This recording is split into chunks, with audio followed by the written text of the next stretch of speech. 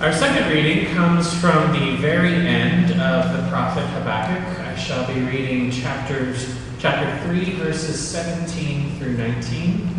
Listen to the word of God. Though the fig tree should not blossom, nor fruit be on the vines, the produce of the olive fail, and the fields yield no food, the flock be cut off from the fold, and there be no herd in the stalls, yet I will rejoice in the Lord. I will take joy in the God of my salvation. God, the Lord, is my strength.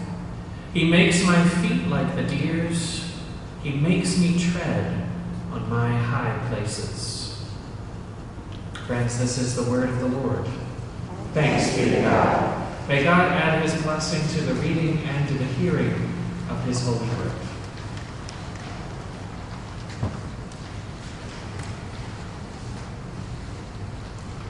Well, we are picking back up with our sermon series on the great prayers of the Bible. We're winding down this series. There's only a couple more left here. But this week, we are looking at the prayer of one who is perplexed. Prophet Habakkuk has questions for God about why things are the way they are. Why is there so much violence in the world? Why is there strife and contention in the world? And even more so, why, when God clearly has the power to stop that violence and strife and contention, and why, when God clearly is against that violence and strife and contention, why does God seem to do nothing? Why does God so often seem to be hidden from us and silent?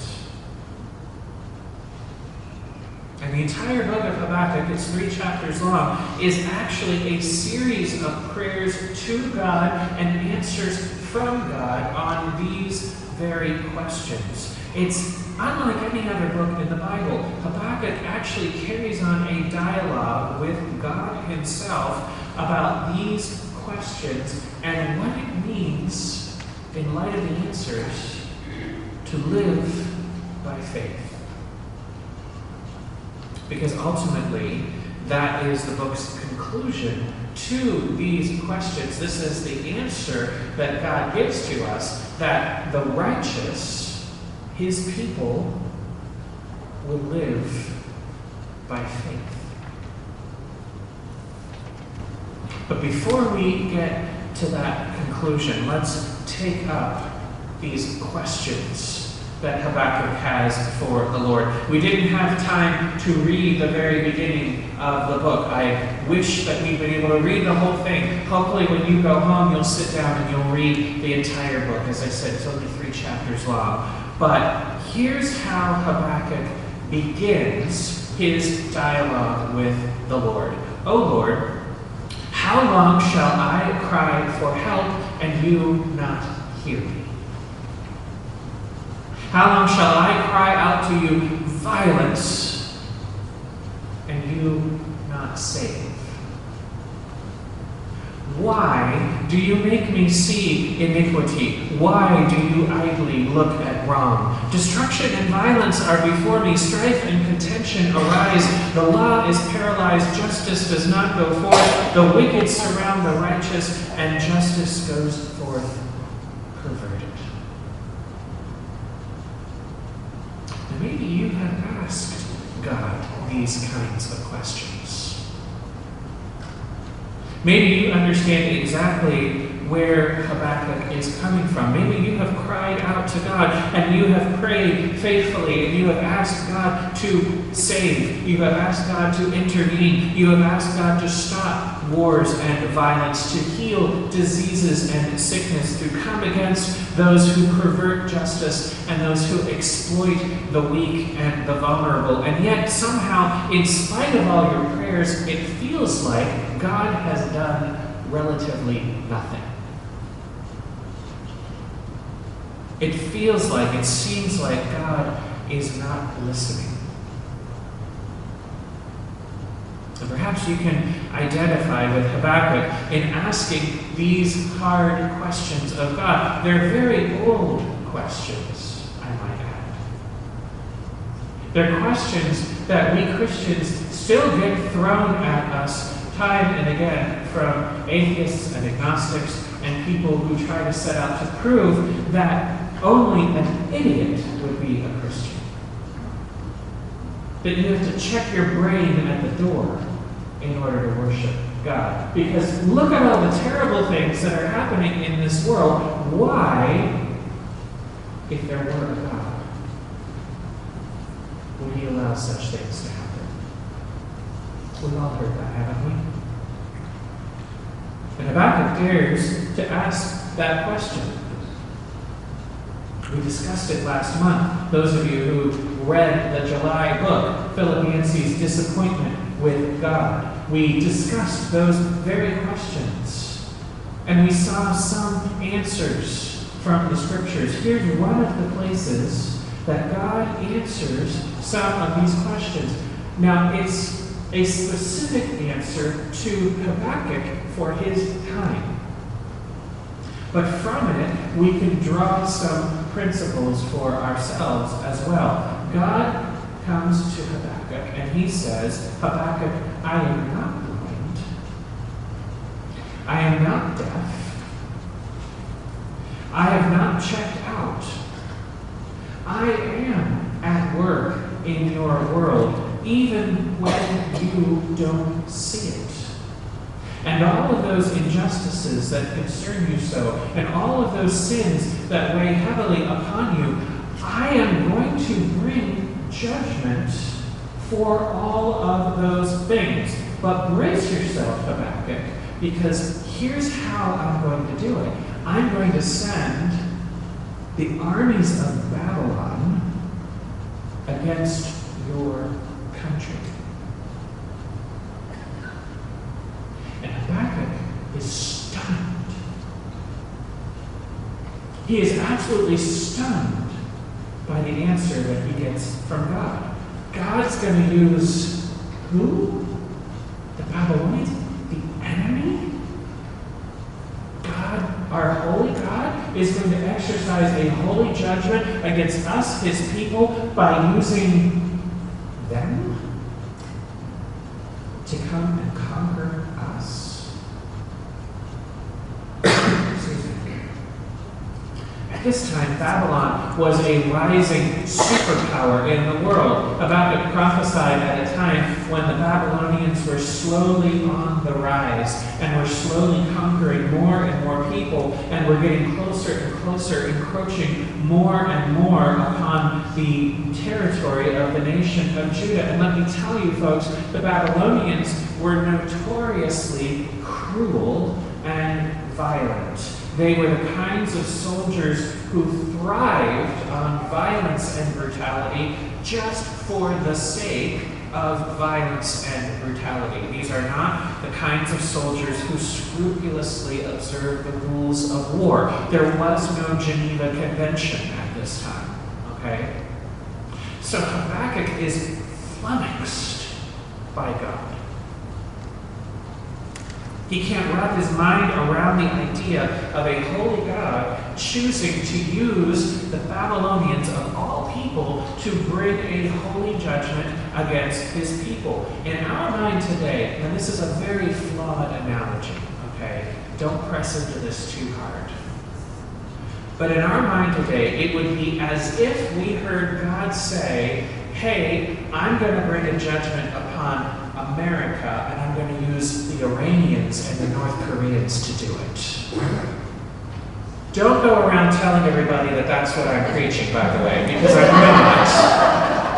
Okay? And I'm not saying that they're the Babylonians and we're Israel. I'm just saying it would be something along the lines of that shocking for Habakkuk to hear. It would be that stunning a thing to hear. And so he then replies. He poses a second question to God, which we heard as our first reading for today. He says, God, you are of pure eyes. Your eyes are so pure you can't look on evil, you can't look on wrong. So why do you idly look at traitors like them? And remain silent when they, the wicked, swallow up people more righteous than them. You have made us, Lord, like the fish of the sea, like crawling things that have no ruler. And he, our wicked foe, the Babylonians, the Babylonian king, he's bringing all of us up with his hook. He's gathering us all up with his dragnet and rejoicing and being glad as he does it.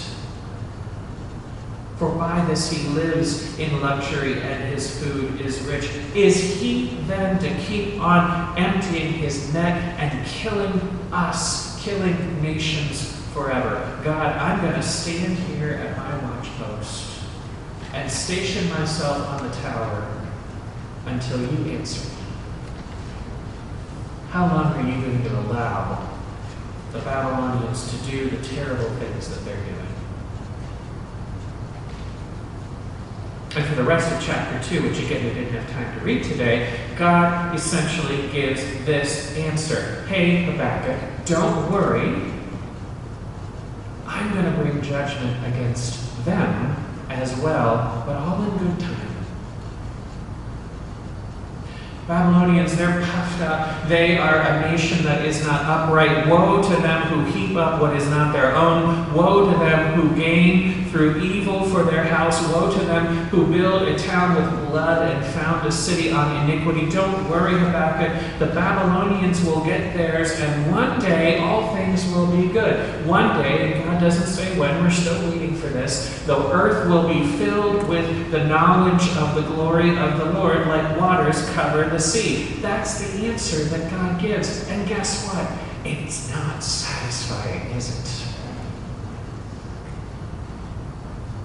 In the short run, it's not a very comforting answer. Author Jamie Buckingham writes that it's as if somebody comes and says, hey, there's an angry mob on their way down the street, and their aim is they're going to burn down your house. But you know what? Don't worry, because someday they're going to have to go before a judge for their crime. And all of that will be taken care of. And you sit there and you scratch your head and you say, well, I mean, great. But there's an angry mob on their way to burn down my house. We seem to be missing that problem right there. I mean, I'm glad they're not going to get away with it. I'm glad they're going to be called to account for it. But that's small comfort in the face of homelessness, of not having a place to go and live. And that's ultimately the issue here in this book of Habakkuk, because God doesn't give any more of an answer to these perplexing questions. God simply says the righteous will live by faith. That's it. It's so simple. And that bothers a lot of people. They say it's too simple. It's too simplistic. Just trust God. Just believe. Just have more faith. That turns a lot of people off. They say it's too easy. We're letting God off the hook here. You know, might as well click your heels together 3 times. Sprinkle some pixie dust. Second star to the right, and straight on till morning, you can fly. That's what a lot of people think about answers like this, and yet that's not what God is saying here. What God is saying to us here, in light of our very real and honest questions, in light of the questions that Habakkuk is asking here, is something much more profound, something much more powerful. He's asking of us what author Catherine Marshall calls the prayer of relinquishment. And she calls it the most powerful of all prayers. A total and utter giving of ourselves over to the Lord. The prayer of relinquishment is to say finally to God, God, I want you more than I want anything else. I want you more than I want answers to all of my questions. I want you more than I need to understand how everything works. I want you more than I want a comfortable life. More than I want to be in control. Habakkuk prays, finally, it takes him the whole book, but he prays this prayer of relinquishment at the very end. We heard it in our second scripture reading. Though the fig tree should not blossom, nor fruit be on the vines, the produce of the olive crop fail, and the fields yield no food, the flocks be cut off from the fold, and there be no herd in the stalls, yet, nevertheless, even so, I will rejoice in the Lord. I will take joy in the God of my salvation. He's asked all his questions. And he's gotten back all the answers that God is willing to give. And from a human perspective, it doesn't seem like it's enough. Yet, he doesn't give up on God. Yet, he sticks with God. And more than sticks with God, he rejoices in God. He makes the astounding statement, God, even if I don't have enough answers for all of my questions, and even if I don't have enough food to eat, nevertheless, if I have you, Lord, I have enough. If I just have God himself in my life, a relationship with God, my Creator, then I have enough. And to me, that's what makes these prayers in Habakkuk so great. Not just his absolute total honesty and lifting up his confusion and his perplexity, but the total relinquishment to God, even in the face of the destruction that he knows is coming. The Babylonians are coming. He knows that's going to happen. And he says, in the end, that doesn't matter, even if the Babylonians wipe everything out. Even if there is no fig harvest, or grape harvest, or olive harvest, or wheat harvest, because the Babylonian armies have destroyed and eaten everything. Even if there are no animals left in the barn, because they've stolen and slaughtered everything, yet I'm going to rejoice in God anyway. And I'm going to trust that even though I don't see it, God is still at work, somehow, in all of this. And that what he's doing is good. Yet, I'm going to trust. Because I'm not going to use God as a means to try to fix the problems in my life. And I'm not going to use God as the means to get the dream life that I've always wanted. God's not going to be a means for me. God's going to be the goal, the prize. And if I have him, even if I don't have any of that other stuff, I have enough. And therefore, he's able to pray this even when he doesn't understand all that God is doing. Even when he doesn't understand the logic in why things are happening. Even if God's will is that a marauding army come and lay waste to his country. Even if God's will is that he somehow, for some reason, allow a 16-year-old girl who had her whole life ahead of her to die. Even if his will is to allow cancer or poverty to get elected, or for the elevator not to be fixed yet. I don't understand it, God. But I'm going to trust you. I'm going to trust you anyway. God says to Habakkuk, trust me, I've been with you in ages past. I will be with you in the present and in the future, even if you can't see it, even if you don't understand what's going on, even if you don't get all the answers you want, the righteous will live by faith. And Habakkuk replies, I will.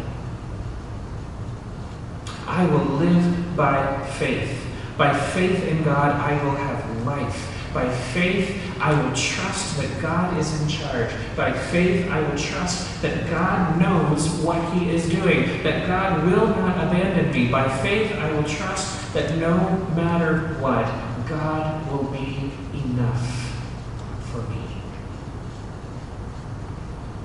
And folks, that is still true today. God is enough for us. Habakkuk found that to be the case.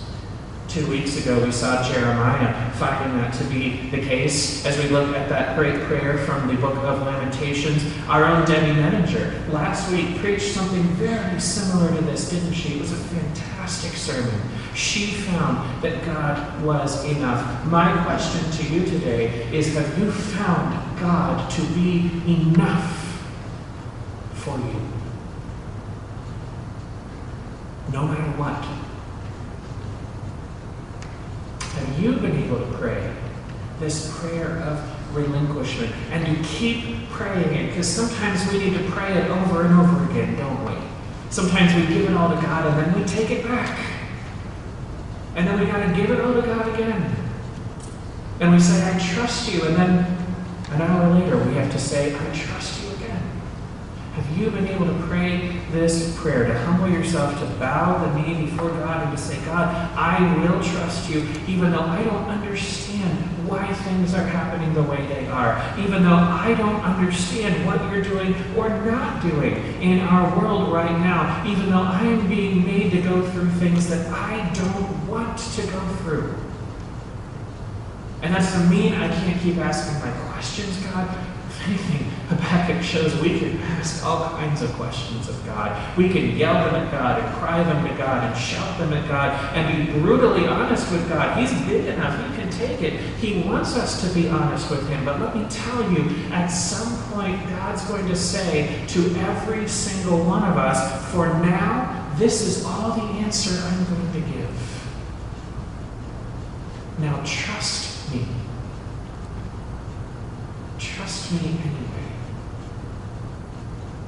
Trust that I am in charge. Trust that I've got this. That I will be the God I have always been, the God I have promised to be for you. And one day, all of these wrongs are going to be made right. And one day, the earth is going to be full of the knowledge of God.